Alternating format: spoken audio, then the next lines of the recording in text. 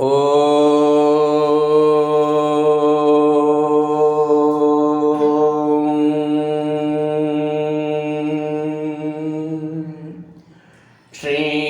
குருப்யோ நமஹ.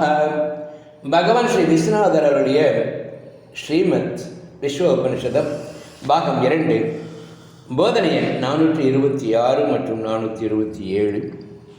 போதனா நாள் 15/9/1977 வியாழக்கிழமை. விபரீதங்கள் ஏற்படும் போது கலக்கமும் கடும் நோய் தாக்கி சரீர நாசம் ஏற்படும் தருவாயில் பயமும் நீங்க பெற்று ஜீவித காலத்திலே ஒரு மாறுபாடும் பாதிக்காத டீப் ஸ்லீப்பில் உள்ள சுகமும் கிட்டாவிட்டால் ஃபிலாசபி தத்துவ ஞானம் வீண். உடல் நீங்கின பிறகு சில சௌகரியமான வாழ்வு வரும். அதற்காக சில விதிகளை அனுஷ்டிக்க வேண்டும் என்பது பயம் நீங்க வழியாகாது.